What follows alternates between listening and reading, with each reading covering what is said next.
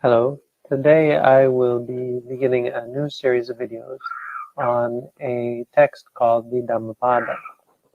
The Dhammapada is a group of 423 verses that are said to have been taught by the Lord Buddha at various times during his life. So it's generally considered to be a fairly good summary of the Buddha's teachings. And so I thought it would be quite a good subject for videos in order to spread the Buddha's teaching and help more people to realize the benefits of the teaching. So what I'm going to do is read you here. I've got the Pāļi verse. I'm going to read it in Pāļi, one verse at a time. And after the verse, I will translate it piece by piece into English, give you an understanding of what it means. Then I will tell the story which goes with the verse, because each verse has a story that was passed down that gives the occasion and the circumstances in which the Buddha gave this teaching. And after I give this sort of a short summary of the story, then I'll explain how I think we should understand this verse and how it can relate to our lives and to our practice. So one note about the stories is that there's two ways we can go. Some people will pay more attention to the stories than the verses and remember the Dhammapada as a series of stories. Another group of people will never have heard or have read the stories and will therefore think of the Dhammapada as a group of verses. And I think I'm going to try to hit a happy medium where we don't go to either extreme, because the verses have a great benefit to them in providing a good example of how the teachings can be applied and of how they apply to our lives. They provide us with encouragement when we hear about people practicing good things, and help us to adjust ourselves when we hear about the results of bad things and so on. They help put it into context to some extent. But what I'd like to say is that we should not let the stories dictate the context of the verse, because even though they do provide some context, it's clear that the Buddha was not meaning to apply the verse only to the context in which it was taught. The teaching came as a result of a certain event or occurrence in the Buddha's time, is true, but the teaching, of course, is much more broad and deep often than the circumstance allows for. So today I'm going to give the first verse, and this is of the Yamaka Vagga, which is the first group of verses. It's the Dhammapada, 423 verses, is separated into different sections. So this is the first verse of the first section. And the verse goes in Pāļi, Manopubbaṅgamā dhammā manoseṭṭhā manomayā manasā paduṭṭhena bhāsati karoti tato dukkham anveti cakkaṁ vahato padaṁ. This is the Pāļi.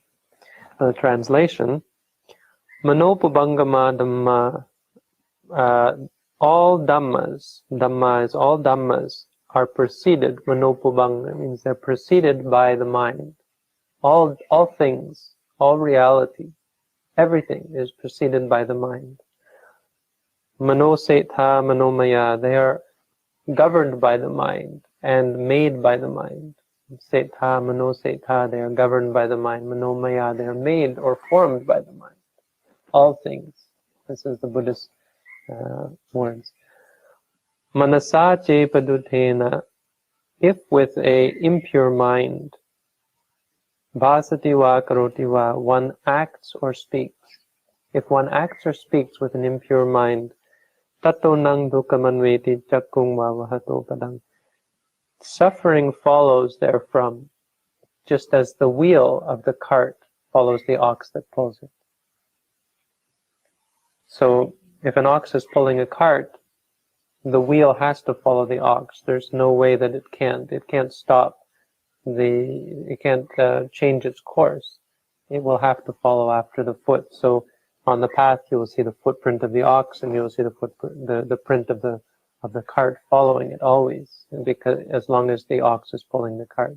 In the same way, when we act or speak, if our heart is impure, suffering will follow, just as the cart follows the ox, as the saying goes.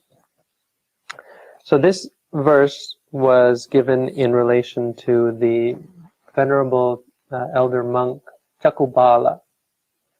Cakku means eye. So Pāla, and Pāla means guardian. So his name means one who guards his eyes. And this is a name he was given. His original name was actually Pāla.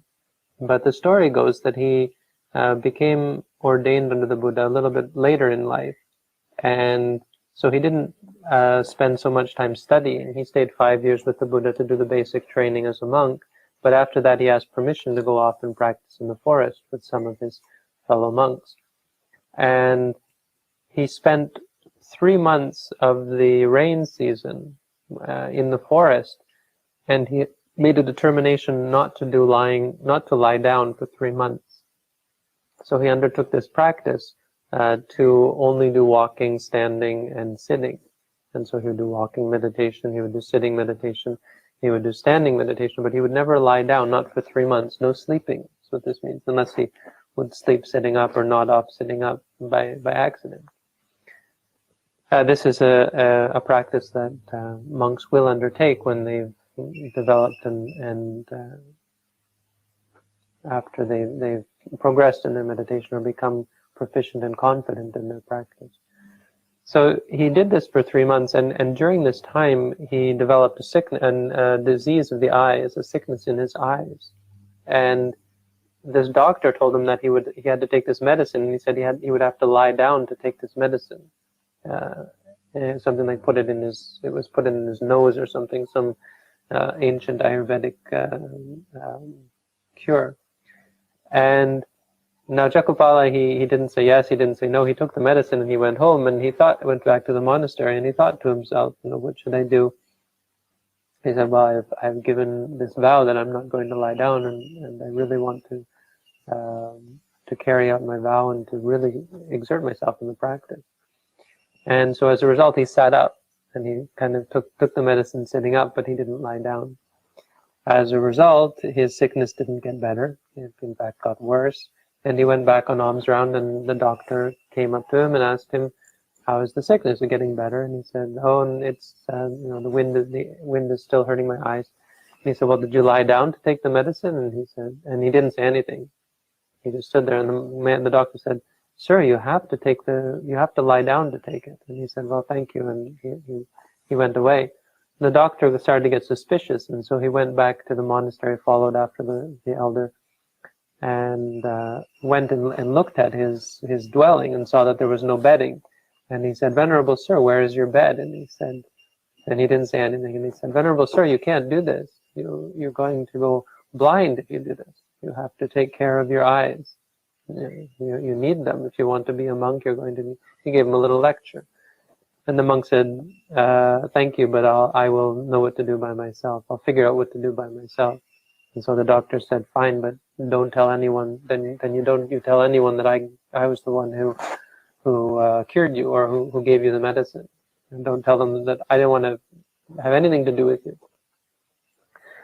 And he said, yes, thank you. And so the doctor went away. So Cakkupāla or Pāla, he sat down and he thought, and he said, well, what do I do? I can either take care of my eyes or I can take care of my practice. I can either guard the physical body or I can guard the truth. And he said to himself, if I don't take this medicine, if I don't take it properly, then I might lose my eyes. My eyes will be ruined. And he said, but these eyes, these ears, this body, this self, this thing that I cling to, eventually it will all be ruined. It will all fall apart. He said, why should I base my life on the well-being of something physical? And he said, it's much more important that I should guard the Dhamma, I should guard the truth, than that I should guard this physical body. And so he didn't lie down and he didn't take the medicine, and he continued on with his practice. As a result of this, two things happened. First is he lost his eyes, and the second is that he gained his eyes. And this is how the text goes, that as he was doing walking meditation, at the same moment, his eyes got worse and worse and worse, and finally they deteriorated, or something changed, something switched off. His eyes suddenly became useless, his physical eyes. And at that same moment, as this was happening, and as he was watching it and worrying about it and looking at his worrying and looking at his clinging to the body and letting it go, and seeing the suffering inherent in this clinging mind, wanting and liking the fact that he can see in his eyes, and the self and the ego and so on, seeing that this is the suffering. He saw the Four Noble Truths. He saw suffering and the cause of suffering. And when he saw that, he let go and realized the cessation of suffering. So at the same moment, he saw the truth, and he lost his vision forever. Forever. His physical vision. He became an arahant at the same time. So at the end of the rain season, after his practice, and after he helped out the rest of the other monks to become to practice correctly as well, he made his way back to the Buddha, and spent some time back at the monastery where the Buddha was staying, I believe in Savatthi in India, and in Jetavana, the great monastery of the Buddha. And while he was there, of course, there were other monks taking care of him, and monks who he would teach, and they would look after him physically, and many visiting monks, and his name got around as a fairly proficient teacher. People thought that, the rumor went that he was enlightened, and so monks would come to visit him. One night, in the middle of the night, he was doing walking meditation, and he would do the walking meditation outside, and it was raining. It had rained, so it had rained heavily all night, and then in the early morning, 3 a.m. or so on, he got up to do walking meditation. Now, at those times in India, and even now here in Sri Lanka, in Thailand, they have these something like a termite or an ant that it's really the most useless animal in the world. I don't know how they manage to survive, because they die in droves. They fly around and they lose their wings, and then they just lie there and die, it seems like. And this is what these insects were coming in the night. They come when it rains, because I guess their lairs get flooded, and so they were covering this walking path. And Cakkaṁ came out in the morning after the rains, at 3 a.m. or so on, and started doing walking meditation. And as he was doing walking meditation, many of these insects died. As he was walking back and forth, he had no idea that they were there, and they died. Many of these insects were squashed. So in the morning, these monks came to see him, to meet him, and said, "Where is the Venerable Cakkaṁ?" This is the name he was given. And the monks who looked after him said, "That's his monastery, that's his kuti over there."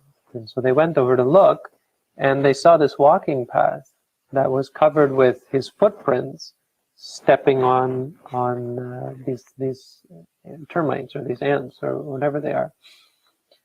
And these monks were terribly offended, and they thought, "This isn't it. How can this be an enlightened monk who's here, engaging in wanton slaughter of these innocent creatures?" And so they were very offended, and they went to see the Buddha, and they said, this isn't right. This monk he should be taught how to practice correctly. How can he be an elder and still not know the correct, how wrong it is to kill? And this is where the Buddha gave this teaching, which actually becomes a part of a very famous, or the very important part of the Buddha's teaching is the Buddha's teaching of karma, which actually denies the efficacy of karma. So people say the Buddha taught the theory of karma, and in fact, you can say the Buddha taught against the theory of karma, because the Buddha said, "My son, Cakkaṁ, is not guilty of anything, he's innocent." And then he said, "Manopubbaṅgamā dhammā," the mind perceives all dhammas. The mind is what leads to suffering. If you act or speak with an impure mind, that's where suffering follows. So the Buddha took this verse was given in a negative context. The point was not to say that suffering is going to, in the positive sense of suffering will lead to this. He was saying, if your mind doesn't have those things in it, then it can't lead to suffering. So it's the fact that karma cannot lead to unpleasant results. And this is an incredibly profound statement, I think, because it's not something that we would think of ourselves. You know, if someone gets hurt because of something we do, then we think of ourselves as guilty. We feel bad, and if we don't feel bad, maybe the person is angry at us, and they can get angry at us whether we meant to do it or not. But the point that the Buddha is making here really shows the emphasis on the meditation practice, how the Buddha's teaching is really a practice of meditation and of contemplation. Why? Because we don't understand things in terms of beings, in terms of concepts, things that we think of. We think of that person and I hurt them and so on. We think of it in terms of actual reality in the experience. So maybe the person does get angry at me for something that I did. Maybe these monks got angry at Cakkaṁ and therefore they think, oh, that was bad karma because it made people angry at him. But at the same time, you can say, well, Cakkaṁ doesn't faze him at all, really. He had no bad intentions towards the insects. He had no bad intentions towards these monks. And if they get angry at him, it's really water off a duck's back, or it's like the Buddha said, like a mustard seed on a needle, or water off of a lotus leaf. You know, it doesn't stick. So because his mind is pure, because his mind doesn't have any of this clinging, any of this anger. Whereas on the other hand, if he did have anger, if he did want to have bad intentions, and if he did intend to kill these insects, that is what would lead him to suffering. And that's what makes it unethical. An act is not unethical, as I've said before, simply because it fits into a category, like if killing is unethical or so on. Killing is only unethical because of the mind states that are required to kill. In order to intentionally kill something, you have to give rise to a harmful and actually a perverted mind state, one that wants to, you know, doesn't want to die oneself and yet wants to cause harm to others. So the mind is of ultimate importance, and this shows, as I said, shows the emphasis on meditation, because it's only through meditation that we can affect the mind, and the mind is what is affected through meditation. As we practice meditation, we see the clinging, we see the craving, we see the stress that is caused by the impure mind, and we come to differentiate, and we come to affect a change on our minds. When we see things as they are, so we're doing walking meditation or we're doing sitting meditation, we learn to experience life in an interactive rather than a reactive way. So that when we see and we hear and we smell and we experience things, we're able to experience them as an experience. So someone yells at us, we experience it as a sound. Someone hits us, we experience it as a feeling. We don't think of the person, we don't cling, we don't hold on. And because we've seen the suffering. And this is what the Buddha was referring to, that the mind that clings, the mind that is impure, the mind that is stress, it has stress in it. This is what leads to suffering. Suffering only comes from the mind.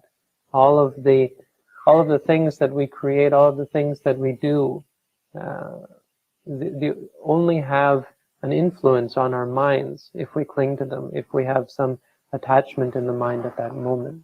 And this is a warning from the Buddha, that anything that we do with an impure mind will have this influence on our lives, an influence on our minds. It will lead to greater stress in our minds, greater clinging, greater suffering, just as the cart follows the foot of the ox.